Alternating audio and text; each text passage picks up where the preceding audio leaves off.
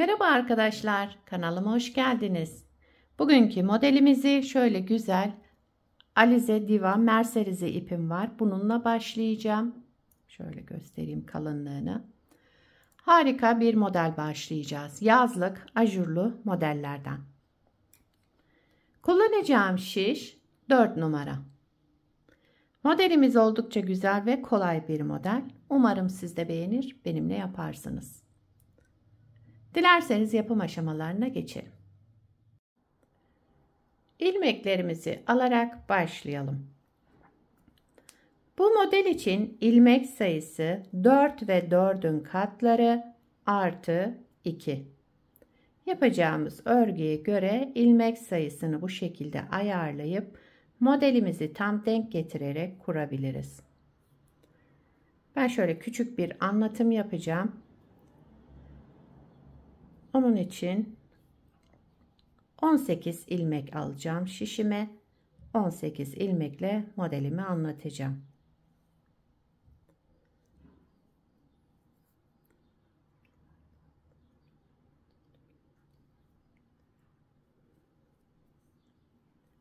Evet, şu anda şişimde 18 ilmeğim var. Şöyle 4 ilmek bir model için 4 ilmek 4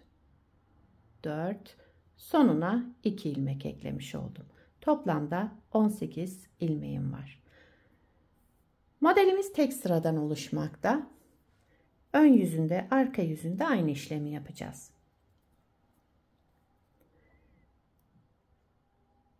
Kenar ilmeğimi ilk sıra olduğu için ördüm. Kenar ilmeğinden sonra 1 2 ilmek düz ördüm. Daha sonra bir ilmek artırma yaptım. Şöyle 2 ilmeğin ikisini bir alarak, bakın sıradaki 2 ilmeğimin ikisini bir alarak düz ördüm ve kesme işlemi yaptım. Buraya kadar bir kez kurmuş olduk modelimizi. Tekrar edelim. 2 ilmek düz, 2 ilmek düz, daha sonra bir artırma, sıradaki 2 ilmeğimi bu ikisini bir şu şekilde aldım ve düz örerek tek ilmeğe düşürdüm. Yine 2 düz ilmek, 2 düz ilmek ördüm. Daha sonra bir artırma yaptım. Sıradaki 2 ilmeğimin de ikisini bir düz örerek tek ilmeğe düşürdüm. Son 4 ilmekte de aynı işlemi yapıyoruz. 2 ilmek düz önce, 2 ilmek düz ördüm. Daha sonra bir artırma yaptım ve sıradaki 2 ilmeğimi de düz örerek kestim. Kenar ilmeğimi de düz olarak ördüm. İlmek alışlarını fazla sıkı yapmayın. Yani şişe ilmeklerimizi çıkarttığımız zaman ilk sırada fazla sıkı yapmayın bu modelde. Çünkü lastiksiz olacak bu model. Ama isterseniz lastik üzerine de başlayabilirsiniz. Ben lastiksiz başladım. Şimdi örgümüzün arka yüzüne geçtik. Yani tersi düzü yok demiştim. İkinci sıramız yine aynı şekilde devam ediyoruz. Kenar ilmeğimizi örmeden aldık. Bakın. Modeli tekrar ediyoruz. Bu ajurlu ilmeğimi de ördüm. 2 ilmek yine düz örmüş oldum burada. Kenar ilmeğinden sonra. Bir ilmek artırma yaptım. Sıradaki 2 ilmeğimi ikisini bir alarak düz ördüm. Tek ilmeğe düşürdüm. Yine 2 ilmek düz. Birincisi bu ilmeğim, ikincisi ajurlu. Buna dikkat edelim. 2 ilmek düzden sonra bir ilmek artırma, 2 ilmeğin ikisini bir düz örerek keselim. Sola doğru kesme işlemi yaptık. Hep düz örgü olacak bu modelde. 2 ilmek düz, 1 ilmek artırma, daha sonra sıradaki 2 ilmeğimin ikisini bir düz örerek kestim. 2 ilmek düz, önce bu ilmeğim, daha sonra şu ajurlu olan ilmeğimi düz ördüm. 1 ilmek artırma yaptım. Sıradaki 2 ilmeğimin ikisini bir aldım, düz ördüm, tek ilmeğe düşürdüm. Yani kesme işlemi yaptım. Kenar ilmeğimi de düz olarak ördüm. Modeli 2 kez tekrarlamış olduk burada. Hemen 3. kez tekrarlayalım. Tek sıradan oluşan model, tersi düzü yok. İki tarafı da aynı olacak modelimiz. Kenar ilmeğimi örmeden aldım. 2 ilmek düz ördüm. Birincisi bu ilmeğim. İkincisi bu ajurlu ilmeğim. 2 ilmek düz ördüm. Daha sonra bir artırma yaptım. Sıradaki 2 ilmeğimi, bakın şu ikisini şöyle göstereyim. Bu 2 ilmeğimin ikisini bir düz örerek kesme işlemi yaptım. 2 düz, 1 artırma, sıradaki 2 ilmeğimi de ikisini bir düz örerek keselim. 2 düz ilmek, 2 düz ilmek ördüm. 1 artırma yaptım. Diğer devamındaki 2 ilmeğimi de düz örerek kestim. Tek ilmeğe düşürdük burada. 2 düz ilmek, 1 ilmek artırma, daha sonra sıradaki 2 ilmeğimizi de düz örerek keselim. Kenar ilmeğimi de düz ördüm. Modeli 3 sıradan kurmuş olduk. Yani 3 sıra tekrarlamış olduk modeli. Tabi model ilerledikçe kendini gösterecek. Şu anda bakın ajurlar oluşmaya başladı. Hemen bir kez daha tekrarlayalım. Kenar ilmeğimi örmeden aldım. Sıradaki 2 ilmeğimi düz ördüm. Bakın bu ilmeğimle şu ajurlu olan ilmeğimi düz ördüm. Daha sonra bir artırma yaptım. Sıradaki 2 ilmeğimi de düz örerek tek ilmeğe düşürdüm. 2 ilmek düz, 2 ilmek düz ördüm.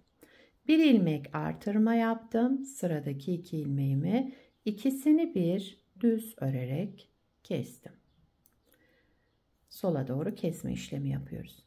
1 2 ilmek düz ördüm. 1 ilmek artırma yaptım. Sıradaki 2 ilmeğimi de ikisini bir düz örerek sola doğru kesme işlemi yaptım. Aynı şekilde tekrar ediyorum.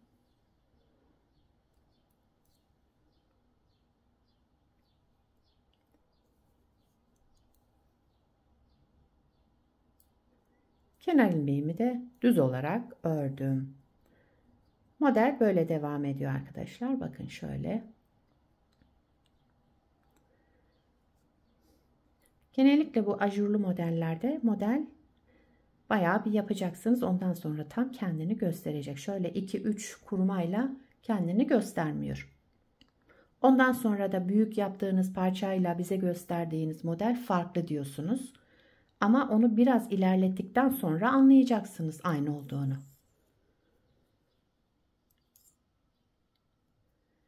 Evet, bir parçada daha önce yaptım. Bakın modelin ilerlemiş hali de böyle olacak. Şöyle göstereyim. Bunu şöyle.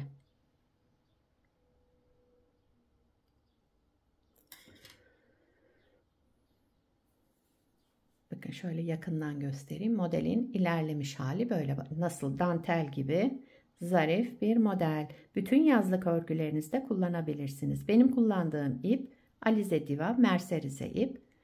Yani koton iple yapabilirsiniz. Her türlü iplerle yapabilirsiniz. Şal yapacaksanız o yünlü iplerle yapabilirsiniz.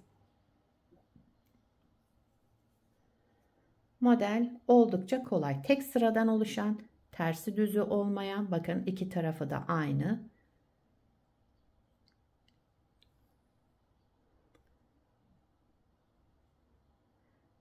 türlü örgüde kullanabilirsiniz bunu.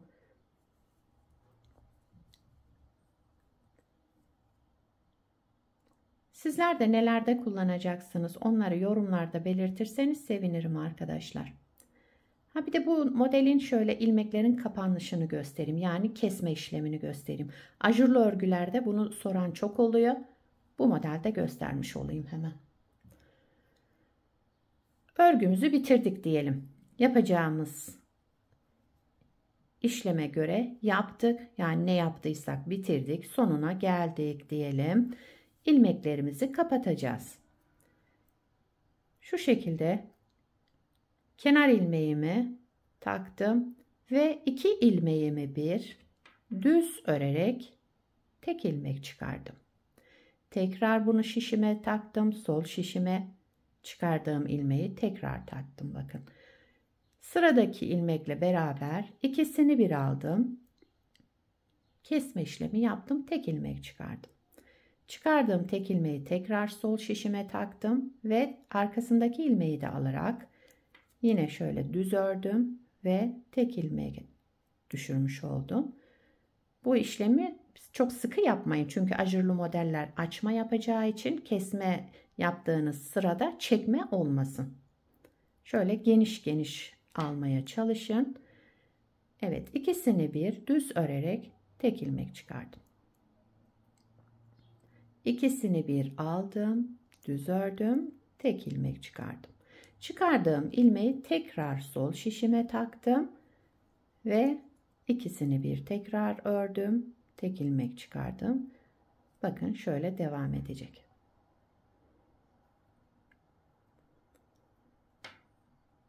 Evet, bu modelde de kesme işlemini bu şekilde yapabilirsiniz. İster öbür yüzünden ister bu yüzünden aynı şekilde yapabilirsiniz. Çünkü örgümüzün tersi düzü yok. Evet, yani ilmekleri kapatma şekli bu. Şöyle bırakayım. Evet, modelimiz böyle devam ediyor arkadaşlar. Bu modelde kesme işlemini de gösterdim. Yani ilmekleri kapama son sıra olarak. Modelimiz böyle arkadaşlar.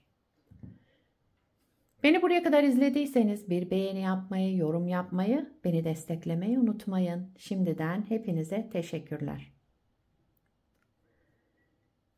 Yapacak olanlara kolay gelsin. Bir sonraki videoda görüşmek üzere. Hoşça kalın.